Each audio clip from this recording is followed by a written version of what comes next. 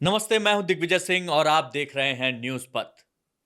भगवान शिव आदि हैं, अनंत हैं। शिव से ही सृष्टि शुरू होती है, उन्हीं पर खत्म होती है। 33 करोड़ देवताओं में शिव के जैसा कोई दयालु देव नहीं है। शायद यही वजह है कि पूरी दुनिया में जितने मंदिर भगवान शिव के हैं, उतने किसी के नहीं। इन्हीं मंदिरों में कुछ ऐसे मंदिर भी हैं जहां दर्शन करने से न केवल जन्म जन्मांतर के पाप मिट जाते हैं, बल्कि मनचाहा फल भी जरूर मिलता है।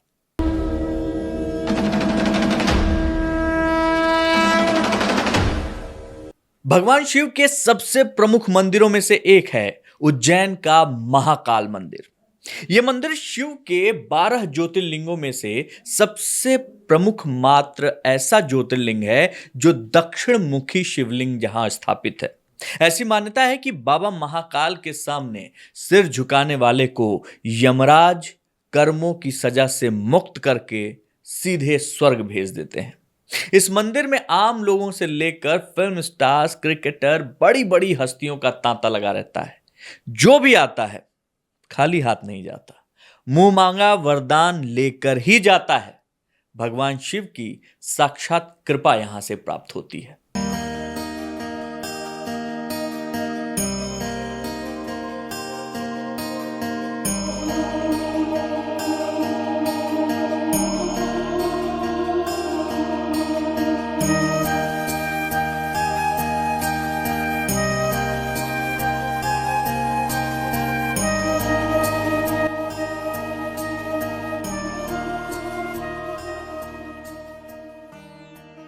भगवान शिव काल से परे हैं। वे आदि हैं, वे अनंत हैं, वे महाकाल हैं। जिन लोगों को अकाल मृत्यु का भय रहता है, उनको महाकालेश्वर ज्योतिर्लिंग का दर्शन अवश्य करना चाहिए। महाकाल की कृपा से अकाल मृत्यु भी टल जाती है। जिस पर महाकाल की कृपा हो जाए, उसका काल भी कुछ नहीं बिगाड़ सकता। महाकालेश्वर ज्योतिर्लिंग की पौराणिक कथा का वर्णन शिव पुराण में भी है।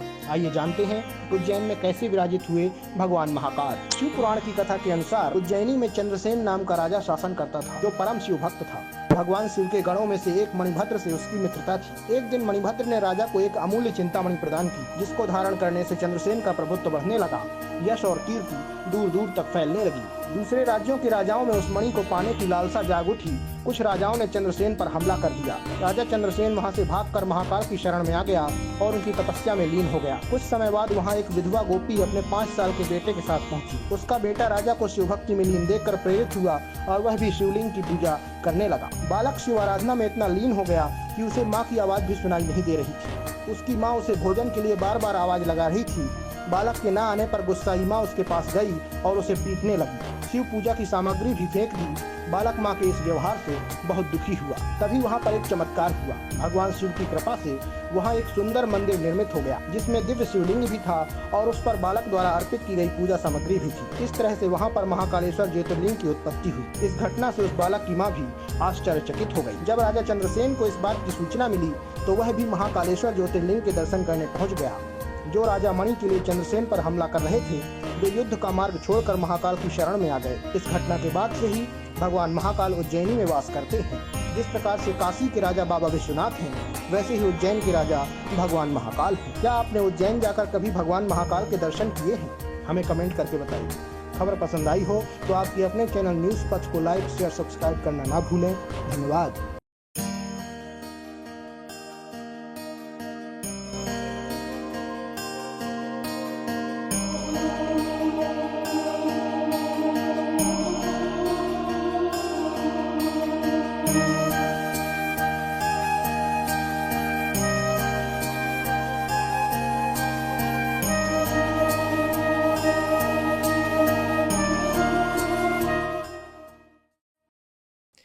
भगवान शिव का ऐसा ही एक मंदिर मध्य प्रदेश के खंडवा जिले के नर्मदा नदी के बीच एक द्वीप में स्थित है, जहां भगवान शिव के 12 ज्योतिर्लिंगों में से एक ओंकारेश्वर ज्योतिर्लिंग विराजमान है।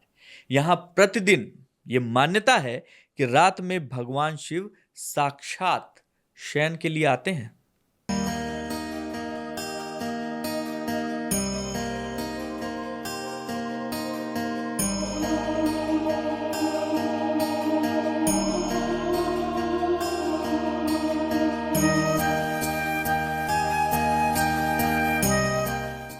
भगवान शिव से जुड़े 12 ज्योतिर्लिंगों में मध्य प्रदेश स्थित ओंकारेश्वर का चौथा स्थान आता है। यहाँ पर भगवान शिव नर्मदा नदी के किनारे ओम के आकार वाले पहाड़ पर विराजमान है। हिंदू धर्म में ओंकारेश्वर ज्योतिर्लिंग को लेकर कई मान्यताएं, जिसमें सबसे बड़ी मान्यता ये है कि भगवान भोलेनाथ तीनों लोक का भ्रमण करके प्रतिदिन इस मंदिर में रात को सोने के लिए आते हैं। महादेव के इस चमत्कारी और रहस्यमयी ज्योतिर्लिंग को लेकर यह भी मानना है कि इस पावन तीर्थ पर जल चढ़ाए बगैर व्यक्ति की सारी तीर्थ यात्राएं अधूरी मानी जाती हैं। आइए अब आपको महादेव के इस दिव्य ज्योतिर्लिंग की पूजा का धार्मिक महत्व और लाभ के बारे में विस्तार से बताते हैं। ओंकारेश्वर ज्योतिर्लिंग मध्य प्रदेश के इंदौर शहर से लगभग 78 किलोमीटर की दूरी पर नर्मदा नदी के किनारे स्थित है। यह एकमात्र मंदिर है जो नर्मदा नदी के उत्तर में स्थित है। यहाँ पर भगवान शिव नदी के दोनों तट पर स्थित हैं। महादेव को यहाँ पर ममलेश्वर और अमलेश्वर के रूप में पूजा जाता है। धार्मिक महत्व के अनुसार ओंकारेश्वर ज्योतिर्लिंग के आसपास कुल 68 तीर्थ स्थित हैं और यहाँ भगवान शिव 33 कोटि देवताओं के साथ विराजमान है। इस मंदिर में शिव भक्तों की भारी भीड़ दर्शन और पूजन के लिए उमड़ती है। ओंकारेश्वर मंदिर के बारे में मान्यता है कि यहाँ पर दर्शन और पूजन करने पर व्यक्ति के सारे पाप नष्ट हो जाते हैं। उज्जैन स्थित महाकालेश्वर ज्योतिर्लिंग की भस्म आरती की तरह ओंकारेश्वर मंदिर की शयन आरती भी विश्व प्रसिद्ध है। हालांकि ओंकारेश्वर ज्योतिर्लिंग मंदिर में भगवान शिव की सुबह, मध्य और शाम को 3 प्रहरों में आरती होती है। मान्यता है कि रात्रि के समय भगवान शिव यहाँ प्रतिदिन सोने के लिए आते हैं। मान्यता यह भी है कि इस मंदिर में महादेव माता पार्वती के साथ चौसर खेलते हैं। यही कारण है कि रात्रि के समय यहाँ पर चौपड़ बिछाई जाती है। और आश्चर्यजनक तरीके से जिस मंदिर के भीतर रात के समय परिंदा भी पर नहीं मार पाता, उसमें सुबह चौसर और उसके कुछ पासे इस तरह से बिखरे मिलते हैं जैसे रात्रि के समय उसे किसी ने खेला हो। पौराणिक कथाओं की बात करें तो ओंकारेश्वर ज्योतिर्लिंग से जुड़ी एक कथा आती है, जिसके अनुसार राजा मानधाता ने एक बार भगवान शिव की कठिन तपस्या की, जिससे प्रसन्न होकर महादेव ने उन्हें दर्शन देकर वर मांगने को कहा। जिसके बाद मानधाता ने पहले वर में उन्हें इसी स्थान पर विराजमान होने को कहा और उसके बाद कहा कि आपके नाम के साथ मेरा नाम भी जुड़ जाए। मान्यता है कि तभी से भगवान शिव यहाँ पर विराजमान है और लोग इस क्षेत्र को मानधाता के नाम से जानते हैं। इस दिव्य और चमत्कारी ज्योतिर्लिंग के बारे में आप क्या सोचते हैं, हमें कमेंट करके बताइए। खबर पसंद आई हो तो आपके अपने चैनल न्यूज़ पथ को लाइक, शेयर, सब्सक्राइब करना ना भूलें। धन्यवाद।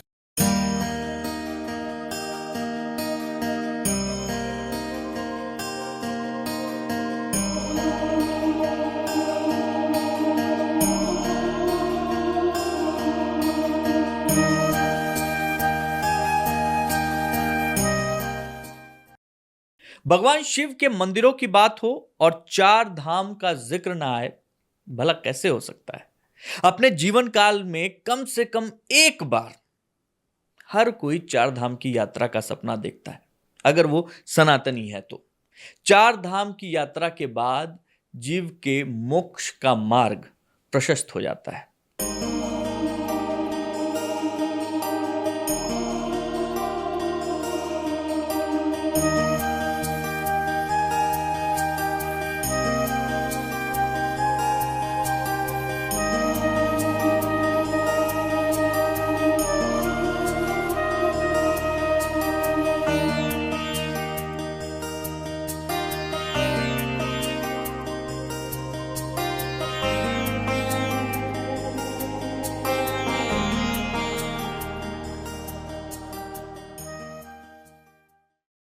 चार धाम यात्रा। इस यात्रा का हिंदू धर्म में बहुत महत्व है। यह माना जाता रहा है कि प्रत्येक हिंदू को अपने जीवन काल में कम से कम एक बार इस तीर्थ यात्रा पर जरूर जाना चाहिए। ऐसी मान्यता है कि 4 धाम यात्रा जीवन भर के पापों को धोकर मोक्ष के द्वार खोलती है। जब कोई तीर्थयात्री 4 धाम यात्रा समाप्त करता है तो वह मन की पूर्ण शांति का अनुभव करता है। यहाँ हर साल लाखों की संख्या में दुनिया भर से श्रद्धालु आते हैं। आइए जानते हैं कि 4 धाम यात्रा कहाँ से शुरू कर सकते हैं। तो हम आपको बता दें कि ये यात्रा या तो आप हरिद्वार से शुरू कर सकते हैं या देहरादून से। यात्रा शुरू करने के 2 तरीके हैं। नंबर 1 सड़क और दूसरा हेलीकॉप्टर द्वारा। सड़क मार्ग से 4 धाम यात्रा हरिद्वार, दिल्ली, ऋषिकेश और देहरादून से शुरू होती है। हरिद्वार रेलवे स्टेशन इन पवित्र स्थानों में सबसे निकट का रेलवे स्टेशन है। हरिद्वार सड़क और रेल नेटवर्क के माध्यम से दिल्ली और अन्य प्रमुख शहरों से जुड़ा हुआ है। राज्य परिवहन और निजी बसें इन पवित्र तीर्थ स्थानों के लिए उपलब्ध हैं। हरिद्वार, ऋषिकेश और देहरादून से टैक्सी भी मिल जाएगी। देहरादून से 4 धाम यात्रा के लिए हेलीकॉप्टर सेवा भी उपलब्ध है। हेलीकॉप्टर सेवा देहरादून से खरसाली तक है, जो यमुनोत्री मंदिर से लगभग 6 किलोमीटर दूर है। हरसिल हेलीपैड गंगोत्री मंदिर के लिए निकटतम हेलीपैड है, जो मंदिर से 25 किलोमीटर दूर स्थित है। बद्रीनाथ और केदारनाथ धाम के हेलीपैड भी मंदिर के पास ही स्थित हैं। जान लीजिए कि इस यात्रा के लिए सबसे अच्छा समय कौन सा है। चार धाम यात्रा के लिए सबसे अच्छा समय मई से जून और सितंबर से अक्टूबर के बीच का है। इन महीनों में मौसम सुहाना होता है, जो कि यात्रा को आरामदायक और सुखद बनाता है। गर्मियों के दौरान मौसम अच्छा रहता है। मानसून के मौसम में यात्रा से बचने की सलाह दी जाती है, क्योंकि क्षेत्र में भारी बारिश होती है, जिसके कारण कुछ क्षेत्रों में भूस्खलन और बाढ़ की आशंका बनी रहती है। सर्दियों के मौसम में इस क्षेत्र में भारी बर्फबारी होती है, जिसके कारण मंदिर लगभग 6 महीने तक बंद रहते हैं। सर्दियों में केदारनाथ की मूर्तियां ऊखीमठ के ओंकारेश्वर मंदिर में और बद्रीनाथ की मूर्तियां जोशीमठ स्थानांतरित हो जाती हैं। भक्त वहां जाकर इस समय दर्शन कर सकते हैं। आइए अब जानते हैं कि चार धाम उत्तराखंड में कहाँ स्थित हैं। नंबर 1, यमुनोत्री। यमुना नदी का स्रोत यमुनोत्री उत्तराखंड के उत्तरकाशी जिले में समुद्र तल से 3293 मीटर की ऊंचाई पर स्थित है। यमुनोत्री मंदिर हिमालय के ग्लेशियरों और थर्मल स्प्रिंग्स से घिरा हुआ है। हिंदू पौराणिक कथाओं के अनुसार यमुना मृत्यु के देवता यम की बहन है। ऐसा माना जाता है कि यमुना में स्नान करने से शांति मिलती है।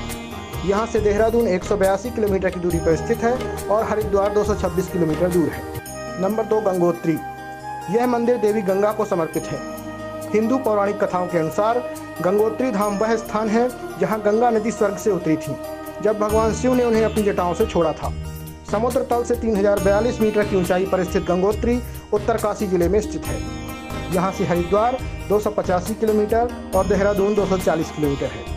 नंबर 3, केदारनाथ। यह धाम हिमालय की गोद में स्थित रुद्रप्रयाग जिले में समुद्र तल से 3553 मीटर की ऊंचाई पर स्थित है। केदारनाथ धाम भगवान शिव को समर्पित है। यह न केवल चार धाम यात्रा के लिए सबसे महत्वपूर्ण तीर्थों में से एक है, बल्कि इस प्राचीन मंदिर को भगवान शिव के 12 ज्योतिर्लिंगों में से एक भी माना जाता है। इसके अलावा केदारनाथ, कल्पेश्वर, तुंगनाथ, मदमहेश्वर और रुद्रनाथ मंदिर एक साथ पंच केदार बनाते हैं। देहरादून से यह 254 किलोमीटर और हरिद्वार से 125 किलोमीटर दूर स्थित है। नंबर 4, बद्रीनाथ। नर और नारायण पर्वत श्रृंखलाओं के बीच स्थित बद्रीनाथ धाम समुद्र तल से 3300 मीटर की ऊंचाई पर स्थित है। यह उत्तराखंड के चमोली जिले में स्थित है। बद्रीनाथ धाम भगवान विष्णु को समर्पित है, जिन्हें दिव्य हिंदू त्रिमूर्ति ब्रह्मा, विष्णु और शिव का रक्षक और संरक्षक माना जाता है। इन महत्वपूर्ण कारणों के अलावा बद्रीनाथ धाम को चार धाम यात्रा में इसलिए भी महत्वपूर्ण माना जाता है, क्योंकि यह वह स्थान है जहाँ आदि शंकराचार्य ने मोक्ष प्राप्त किया था। केदारनाथ से इसकी दूरी 218 किलोमीटर है और हरिद्वार से इसकी दूरी 316 किलोमीटर है। देहरादून से बद्रीनाथ 334 किलोमीटर की दूरी पर स्थित है। आइए अब आपको बताते हैं कि यदि आप चार धाम यात्रा पर जाएं तो आपको कौन सी चीज़ें साथ में ले जानी चाहिए। इसके लिए आपको हमेशा सर्दी, खांसी और बुखार के लिए ज़रूरी दवाओं की एक किट लेकर जानी चाहिए। इसके अलावा बैंड एड्स और एक एंटीसेप्टिक मरहम भी ले जाएं। सनबर्न से बचाव के लिए सनस्क्रीन का इस्तेमाल करें। यदि आप धूप में यात्रा कर रहे हैं तो टोपी पहने और चश्मा पहने। ऊनी कपड़े जैसे कि बॉडी वार्मर, स्वेटर, जैकेट, टोपी, जुराबें एवं ग्लव्स अपने साथ जरूर ले जाएं। विंड चीटर, रेनकोट और बारिश से बचने के लिए छाता भी अपने साथ रखें। वाटरप्रूफ जूते और वाटरप्रूफ बैग लेकर जाएं। बैटरी से चलने वाली टार्च और पर्याप्त बैटरी लेकर जाएं। पानी और ड्राई फ्रूट्स भी रास्ते के लिए साथ में जरूर रखें। जरूरी कागजात जैसे कि टिकट्स, आइडेंटिटी प्रूफ और पैसे संभाल कर बैग में रखें। तो दोस्तों, आप चार धाम यात्रा पर कब जा रहे हैं? आपको ये पूरी जानकारी कैसी लगी हमें कमेंट करके बताइए। खबर पसंद आई हो तो आपके अपने चैनल न्यूज़ पथ को लाइक, शेयर, सब्सक्राइब करना ना भूलें। धन्यवाद।